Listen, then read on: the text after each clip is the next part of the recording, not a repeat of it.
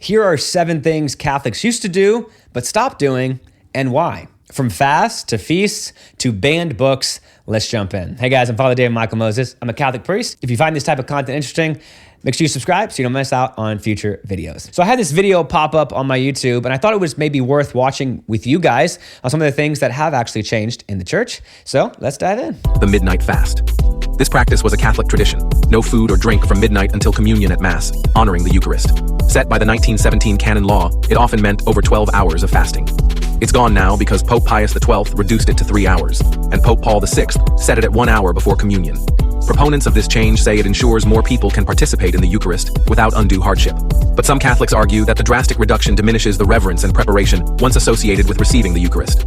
They argue that the watering down of Catholic discipline has been harmful to the church. So yes, it used to actually be the rule that you had to fast from midnight the night before you received the Eucharist. So that's often why you had masses so early in the day historically. So you can imagine if you had to fast from midnight the night before and you went to a 5 p.m. evening mass, you would have to not eat basically the entire day if you wanted to receive communion. Obviously, it would be very, very difficult, especially difficult for people who had to do hard manual labor. So especially like for a farmer that had to get up early and work really hard, they tried to have very, very early masses so people could fast from midnight, they could go to mass, then they could eat some breakfast and then go work out in the fields. Then it was changed to 3 hours, which is still substantial, but a little bit more manageable. And now it's 1 hour before receiving communion. Now, I think it's worth saying that's the minimum the church gives us. You can always fast for longer than that. So if you think, oh, that seems too easy, then yeah, wait till midnight the night before, do 3 hours, something like that. But it is worth recognizing that it is very difficult for certain people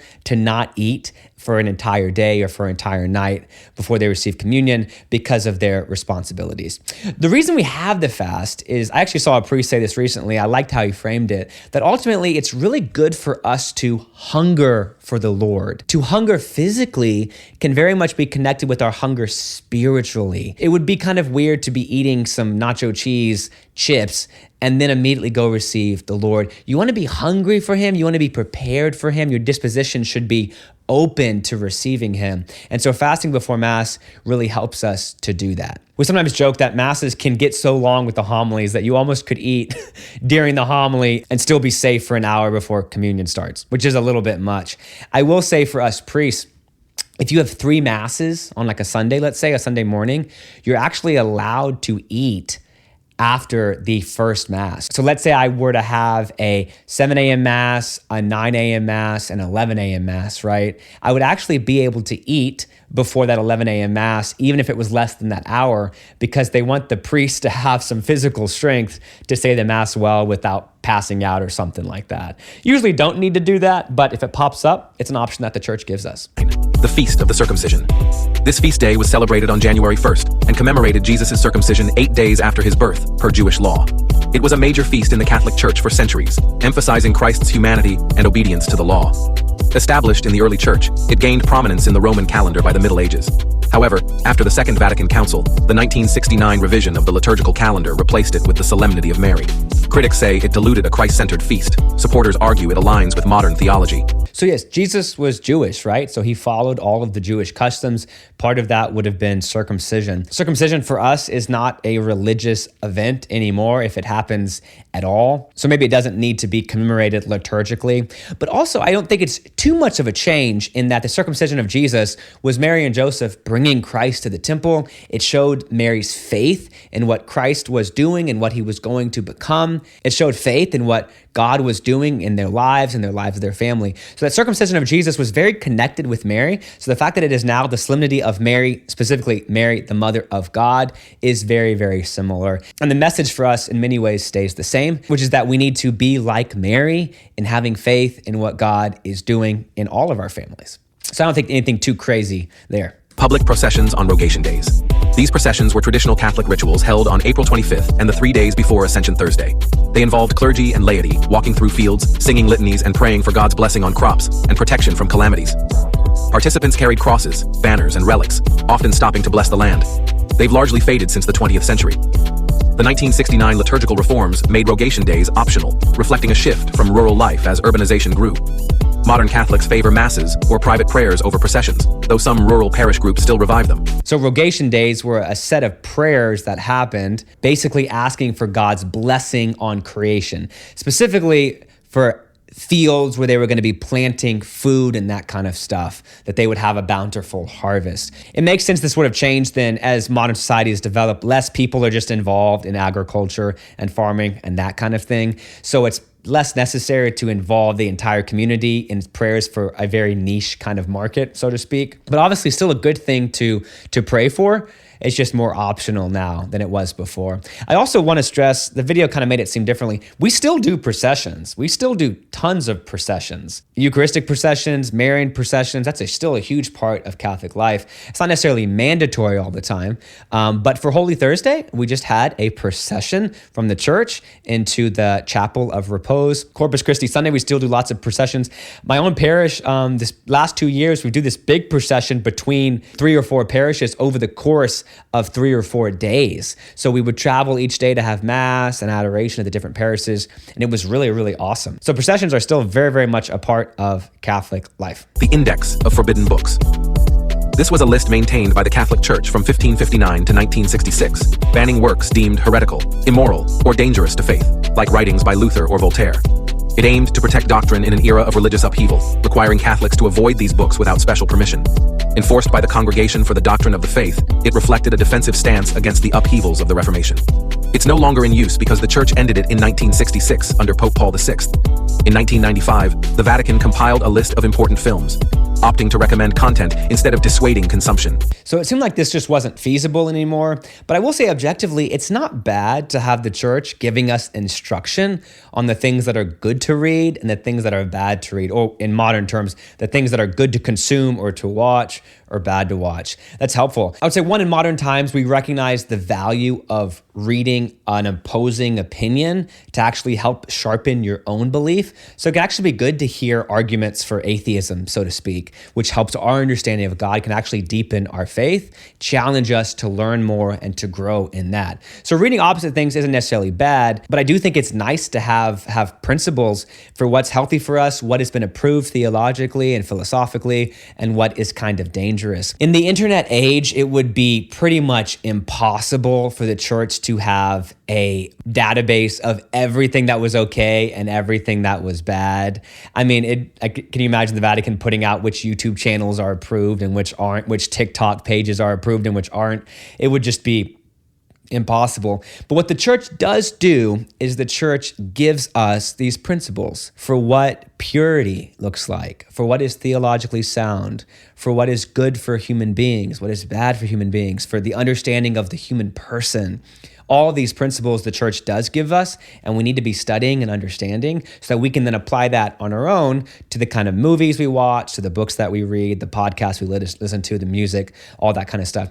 And I would say, in a lot of cases, guys, it's not that hard to know that listening to music with tons of bad words is bad for you, that watching movies with tons of inappropriate scenes is bad for you, and it's not God's plan for us. So I think it's good for us as Christians to actually have the maturity to say, like, this is garbage. I'm not going to consume this anymore. I'm going to do things. I'm going to focus on whatever is good and true and beautiful. The Lenton Veil. This was a large fabric draped over altars, crosses, or statues in Catholic churches during Lent, especially from Passion Sunday to Good Friday. Dating back to the Middle Ages, it hid sacred images to focus on penance and Christ's suffering, symbolizing mourning and spiritual deprivation. Often plain or adorned with somber scenes, it heightened anticipation for Easter's unveiling. It's rarely used now due to liturgical changes in the 1960s. The 1970 Roman Missal dropped mandatory veiling, favoring simpler Lenten practices. Modern churches prioritize accessibility and less ritual complexity, though some traditional parishes still use it. So I'm actually not sure that one's right, but I'm glad it gave me an excuse to talk about this. We still do actually veil things during Lent. So in my parish, we covered up the crucifix with a long purple veil, and then we covered up the statues, the images, that kind of thing. So we still do this. I'm not sure where they're getting their information from. That's why it's nice to watch these things with a priest. You're welcome.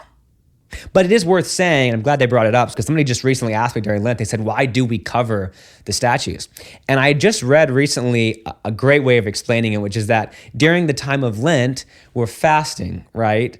We are depriving ourselves of food, primarily, but also other things we might be giving up so that we can increase our hunger for Easter, for who God is, for the bread of life who will satisfy us. Kind of similar to what we said earlier in the video about fasting before communion, that increases our hunger. So in the same way we would fast physically from things and we do penance physically, we also kind of get a chance during Lent to fast from the beauty of religious art on some level. So we might have a beautiful crucifix in our church, but it's covered during Lent to increase our longing to see that beauty again. We might have a beautiful statue or a beautiful stained glass window or something like that. There's something good about doing penance, veiling those things so that we desire that beauty even more and more, so that when Easter comes and the veil is removed, we can then see again the glory of who God is. Real quick, I want to let you guys know about our Concerts for Life. Each summer I get together with an all-priest band, I write all the music, and we do a series of shows to support women in crisis pregnancies. It's a packed show start to finish. It is a blast. I really think you'll enjoy it. You can check the link below for tickets, and hopefully we'll see you this summer. The Feast of the Holy Innocents and the Boy Bishop. This feast day, on December 28th, commemorates the children killed by King Herod. In medieval Europe, it featured a boy bishop, where a choir boy was dressed as a bishop, led processions, and even preached, symbolizing humility and the innocence of the slain. It was a playful inversion of authority tied to Christ's exaltation of the lowly. It fell out of favor after the Reformation, when Protestant critiques in the Council of Trent curbed such frivolous customs to standardize liturgy. By the 16th century, it was largely abandoned, though some traditionalist enclaves briefly revived it. So I'm actually not super familiar with this concept of the boy bishop.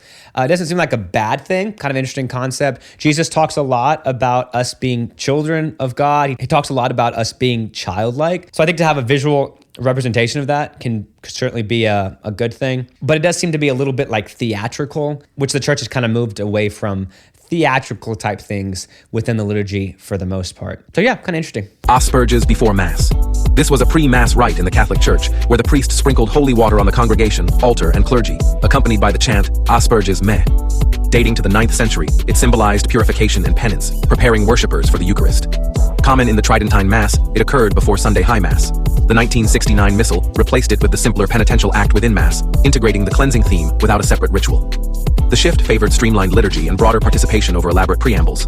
While optional in the 1962 rite and still used by traditionalists, it's rare in modern practice. So just to clarify here, the sprinkling of holy water maybe doesn't happen before Mass as part of a ritual or a pre-Mass ritual, but it still certainly happens quite a bit. So first, the term, they call them Aspergies. I'm assuming that's where we get the term Aspergillium from. And the Aspergillium is the little device that we use. You probably seen it's like a silver or gold stick with a little ball at the end. And the little ball is a mechanism that soaks up water so that when you swing it and you stop it, the water flies out all over the people. So that we call that an Aspergillium. I'll tell you a quick funny story and I'll come back to this. There's a buddy of mine who is when he just got ordained, somebody asked him if he would bless their brand new car that they just bought.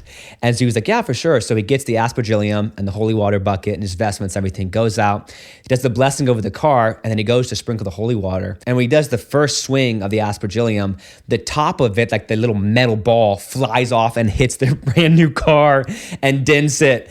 And he said he just looked at them like, I'm so sorry, I don't even know what to say. And he said it was super awkward. So it just wasn't screwed on properly. Poor guy. Poor guy. That's crazy talk. But yes, we still do these. So for Easter, for example, these last couple of weeks, we've done that as part of the Mass. In place of the penitential act, we have gone all around the church with holy water and sprinkled everybody with holy water. You know, they say that the demons hate being touched with holy water, so it's a good test for the church to see if anybody's possessed. If we hear anybody shrieking, then we know something's wrong.